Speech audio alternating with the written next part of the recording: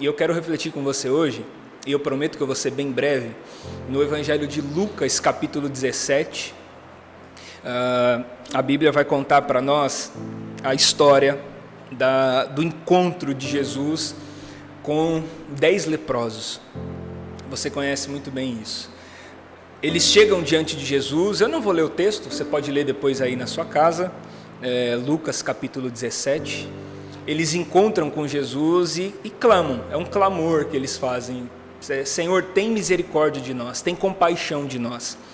E eles estão clamando por Jesus porque o problema que eles possuem, que é a lepra, principalmente para aquele período, é muito mais do que uma doença, porque é uma enfermidade de segregação. Alguém com lepra era alguém que tinha que viver fora da cidade, fora dos portões da cidade. É alguém que não podia participar de um encontro, de uma cerimônia religiosa. Agora pensa um povo que vive dentro de um regime teocrático, um povo que vive uma teocracia, um povo que vive à mercê da sua religião, à base da sua religião, e eles não podiam exercer isso, porque não podiam frequentar um templo. Eles tinham que se abster do convívio familiar, tinham que viver longe das suas famílias.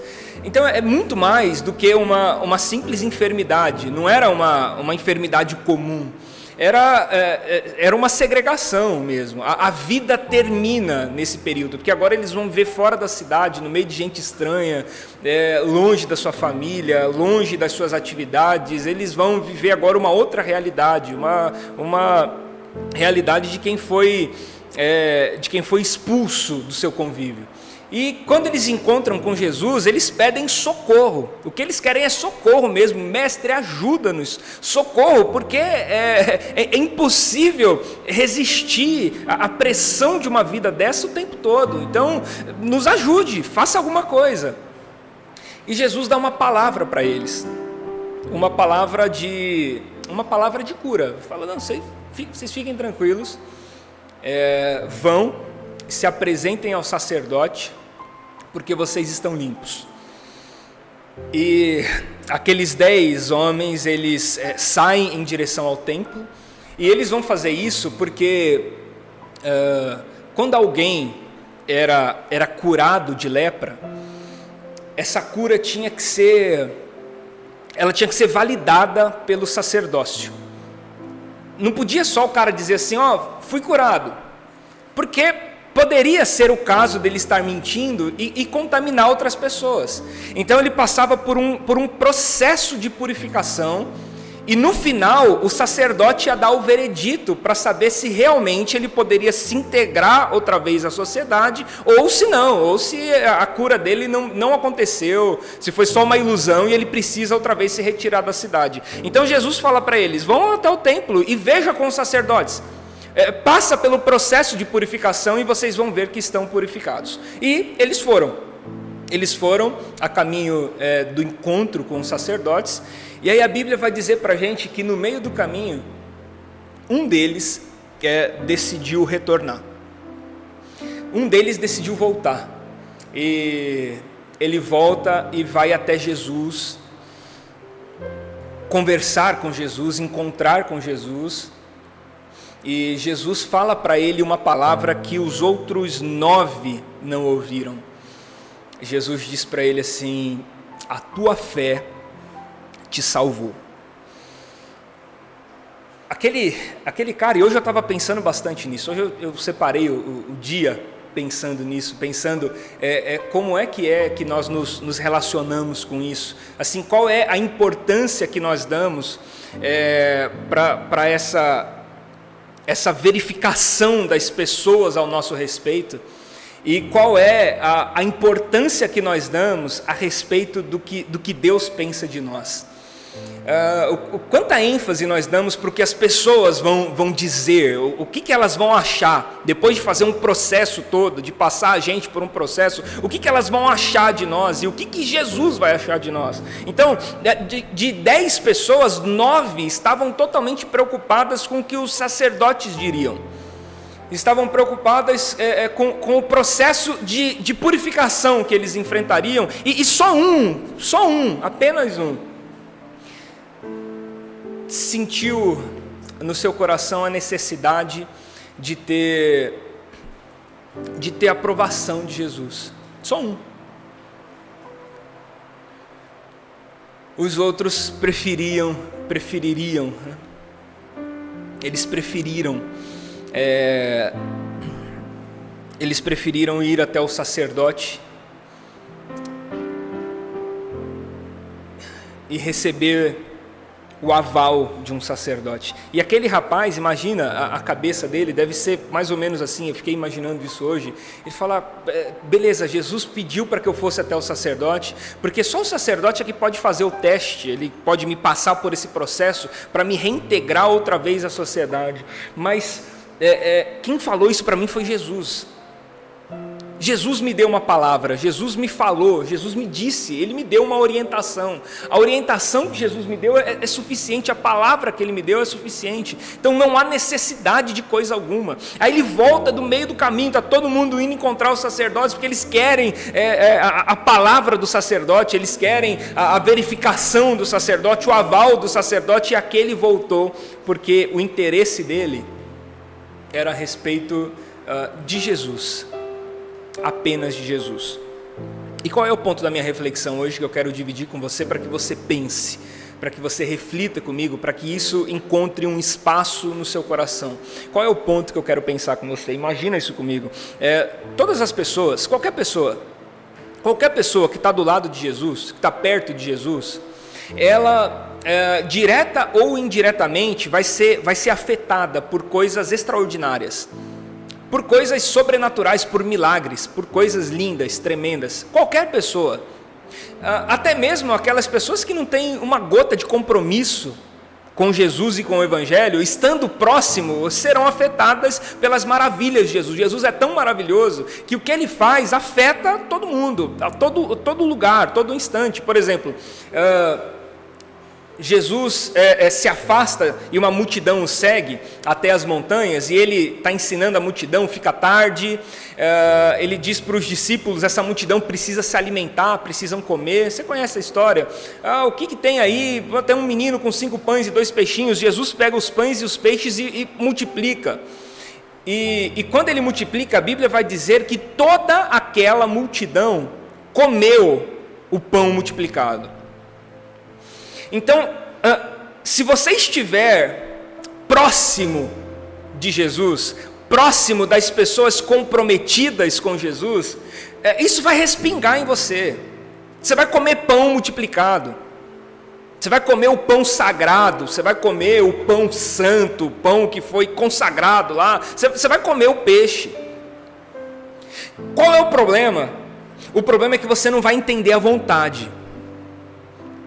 E eu tirei o dia hoje para pensar quantas pessoas a gente tem comendo o pão, mas sem experimentar a vontade, comendo o pão multiplicado e satisfeito com isso, satisfeito de fazer parte da multidão que come o pão que foi multiplicado, mas totalmente avessa à vontade eterna de Deus, satisfeitos. E essa satisfação nossa faz com que a gente viva uma espiritualidade mediana, medíocre, na média. O nosso conceito de espiritualidade é um conceito de espiritualidade medíocre, porque espiritualidade para nós é a capacidade de comer pão multiplicado. Espiritualidade para nós é a capacidade de comer peixe multiplicado, e não de conhecer realmente, efetivamente, qual é a vontade eterna de Deus para nós. Então a gente está ali em busca de algo extraordinário, de um milagre, de algo sobrenatural, em busca de alguma coisa. Se você estiver em busca disso, você vai acabar encontrando. Se o seu interesse for algo extraordinário, um milagre, uma bênção, uma coisa assim, você vai encontrar. Você vai encontrar, porque você não precisa ter um compromisso com a verdade para poder desfrutar disso. Você pode ser só um entre os 5.000 da multidão que passou por ali, ouviu um sermão bacana e ficou de curioso. Ficou de curioso, estão dividindo o pão, eu como também, vou para casa, está resolvido.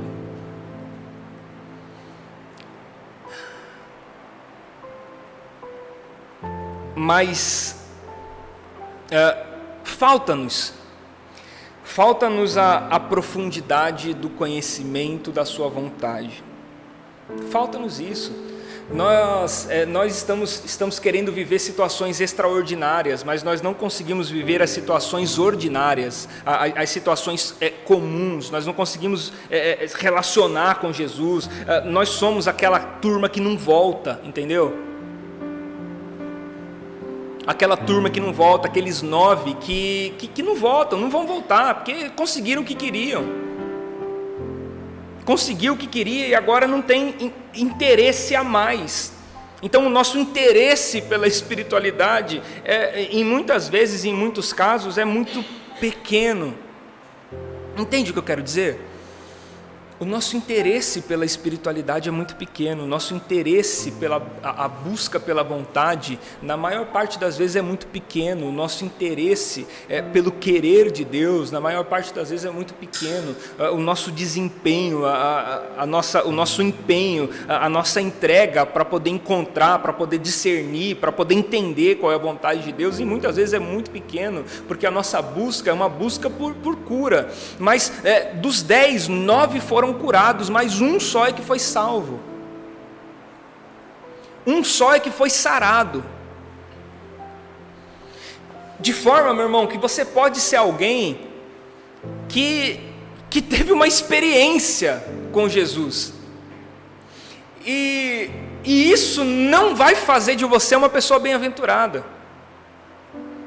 Porque aqueles 9 tiveram experiência, imagina, eles são leprosos e de repente, através de uma palavra, foram curados. Eles tiveram uma experiência com Jesus e isso não fez deles pessoas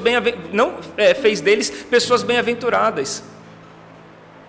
Porque a bem-aventurança não está na experiência.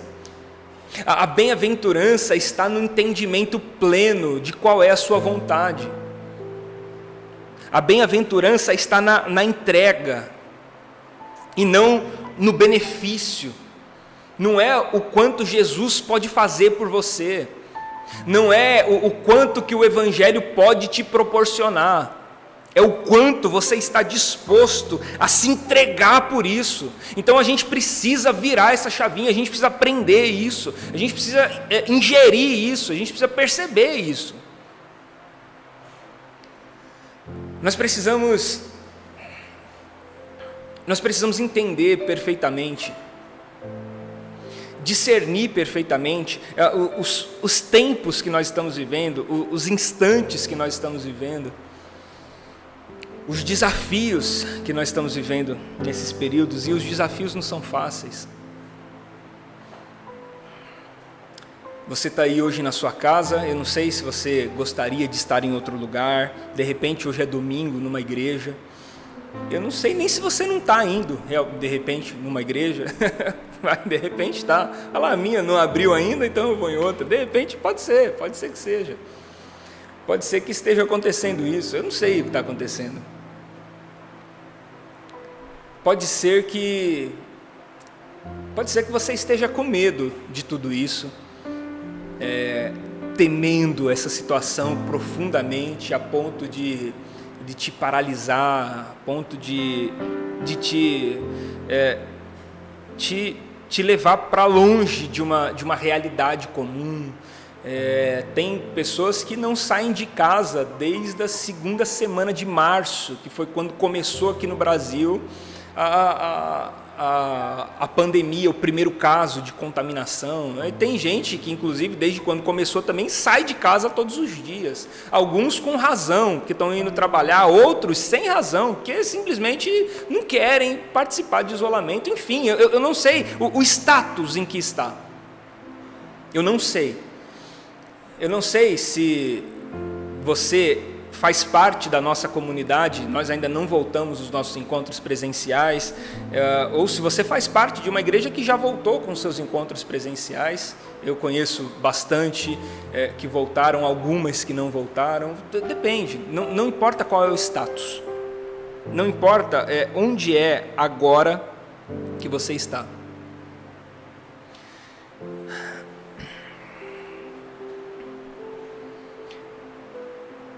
O que eu quero que você pense comigo, o que eu quero que você entenda comigo é exatamente isso, assim, não importa o status agora.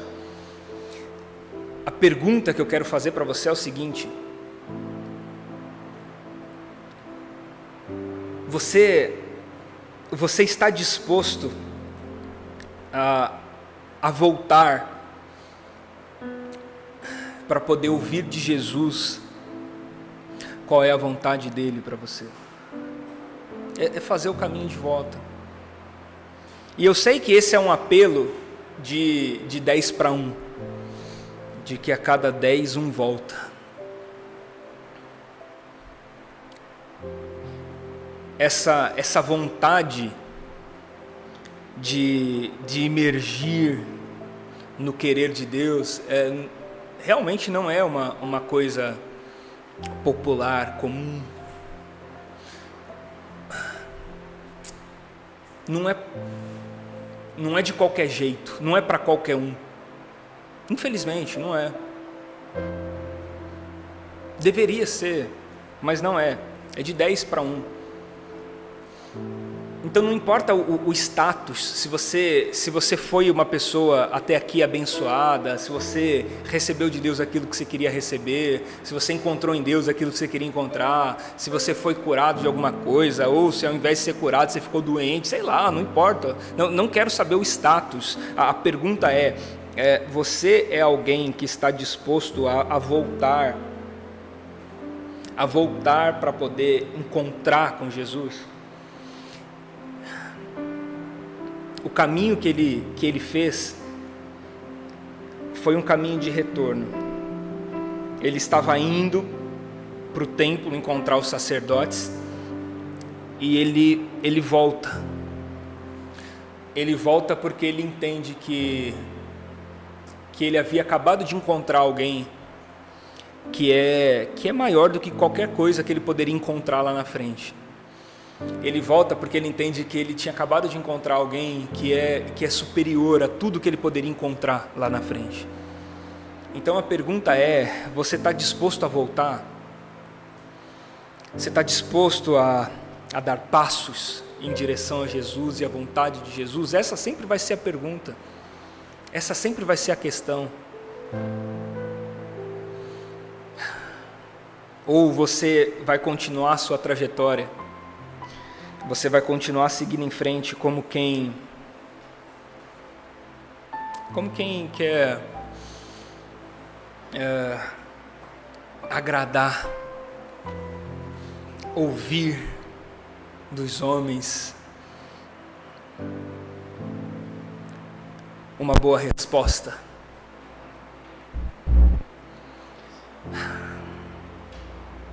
Você faz parte do grupo dos 9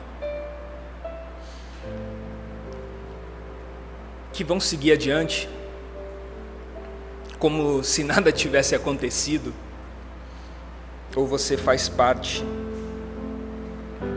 daquele que voltou porque Jesus era a maior preciosidade que ele poderia encontrar, e ele descobriu que não importa o que ele fosse encontrar lá na frente, nada valeria esse encontro, nada valeria o que ele viu em Jesus, nada valeria o que ele encontrou em Jesus, nada valeria o que Jesus representou para ele, nada valeria.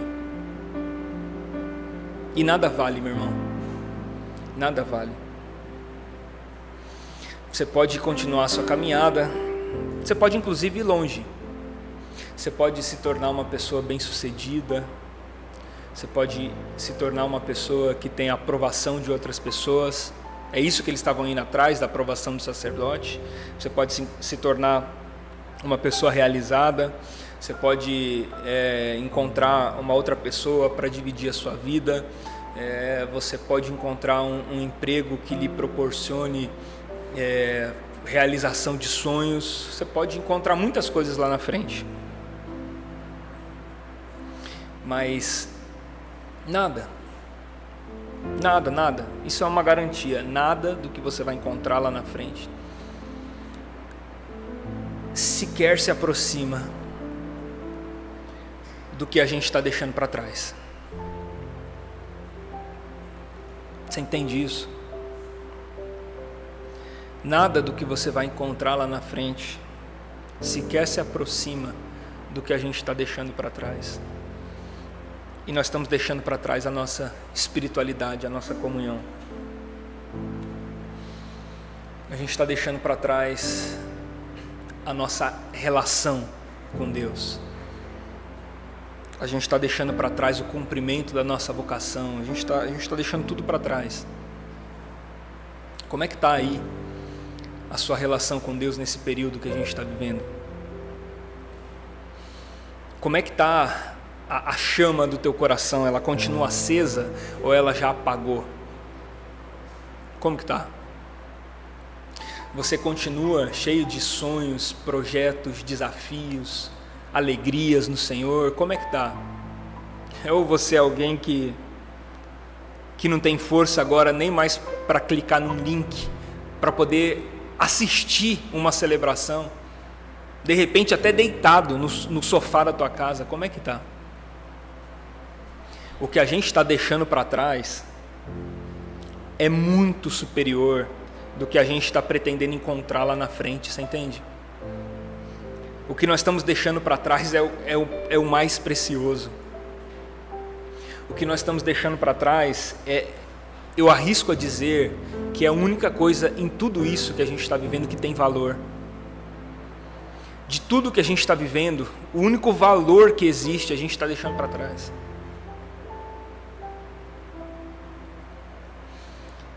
Esse período que a gente está vivendo tem amassado muita gente,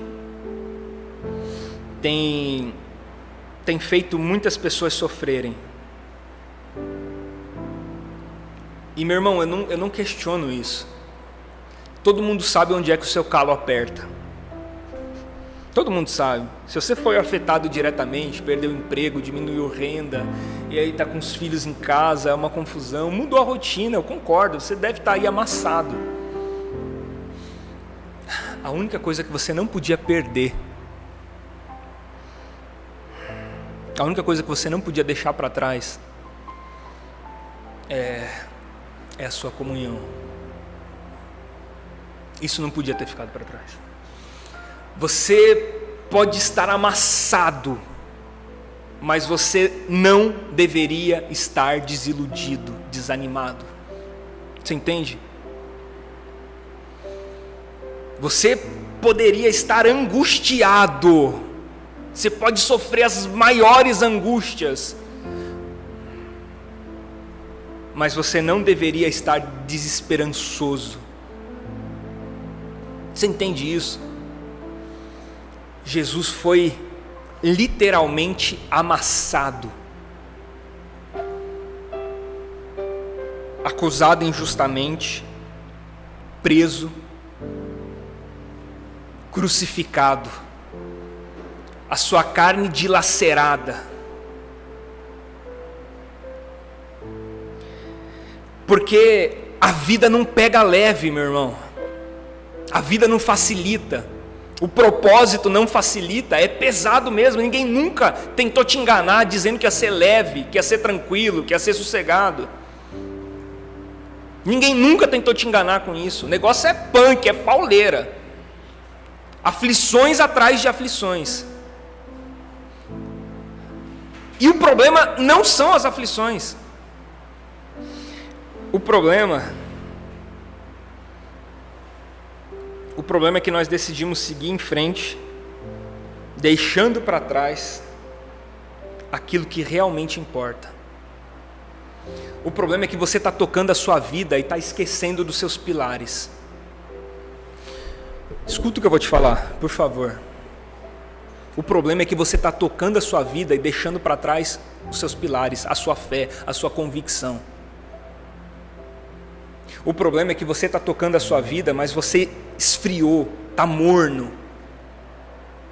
O problema é que você está tocando a sua vida, mas a sua fé está medíocre. Você está entendendo? O problema é que você está tocando a sua vida, mas a sua comunhão com Deus acabou. O problema é que você continuou tocando a sua vida, você está seguindo a tua rotina, está difícil, foi amassado. Mas você está pouco se lixando agora porque Deus tem para você. Esse é o problema. O problema é que você está seguindo em frente, está deixando para trás a única coisa que importa. O problema é que a gente está no grupo dos 9. Porque a gente não tem coragem de voltar para encontrar Jesus, que está lá esperando a gente o tempo inteiro. Que quando aquele camarada volta, Jesus pergunta, fala, não foram 10 os curados? Onde está os 9? Onde é que eles estão? Por que só um voltou? Eu vou dizer para você, só um voltou, porque a gente não está se importando. Só um voltou, porque nós estamos acostumados, em tão pouco tempo, são 6 meses, em tão pouco tempo nós nos acostumamos a uma espiritualidade medíocre. E é muito simples. Eu vou te fazer algumas perguntas, você responde para você mesmo. Como é que está a sua relação com Deus? Como é que está a sua relação com a Bíblia? Como é que está a sua vida de oração? Como é que está o seu devocional? Como é que está o seu envolvimento com a igreja? Como é que está o desenvolvimento do seu ministério? Como é que está o conhecimento do seu chamado? Como é que está tudo isso? Não preciso nem perguntar. Não preciso nem perguntar, meu irmão. Não precisa nem perguntar. O convite que eu vim aqui hoje fazer para você é: volta e ouve de Jesus outra vez. E o bom é que Jesus assim, nunca cansa de falar para a gente a mesma coisa. Quando você retorna, ele fala, não, vem filho, vamos recomeçar, não tem problema. Bom que você voltou. É o filho pródigo, que bom que você retornou. Você seguiu em frente achando que o bom mesmo era dinheiro, o bom mesmo era curtição, o bom mesmo eram as orgias, as baladas, mulherada, não é? Então, mas você voltou, não tem problema. Tem alguns irmãos mais velhos que reclamam, mas não tem problema também. O papel do irmão mais velho é reclamar. Mas que bom que você voltou, o pai fica feliz, que bom que você voltou. E a minha reflexão hoje para você foi o que eu pensei o dia todo hoje.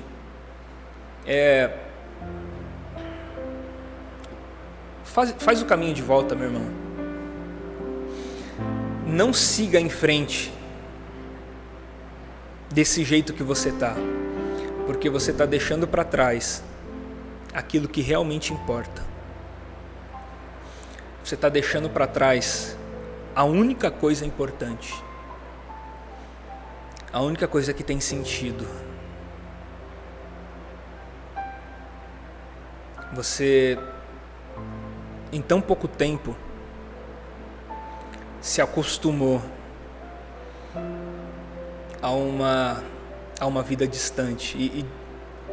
E quando eu digo distante, não é a distância física, geográfica. Isso é bobagem.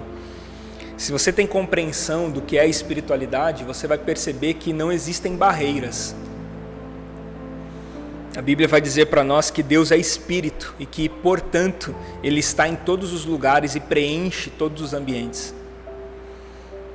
Então não existe um lugar onde Deus não esteja.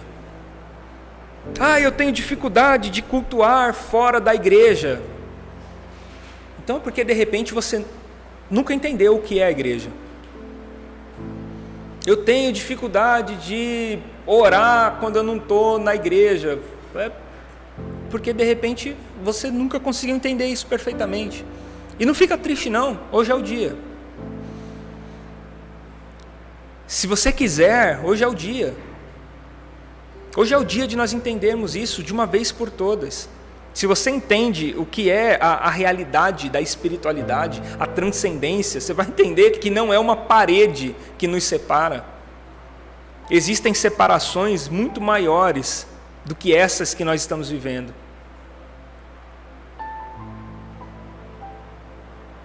O que tem separado a gente não é a pandemia.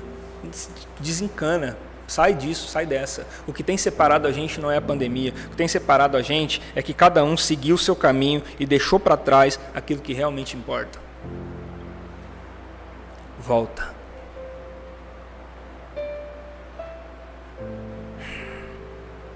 Volta e reencontra. Reencontra Jesus. Volta e reencontra aquilo que realmente é a vontade eterna de Deus para você.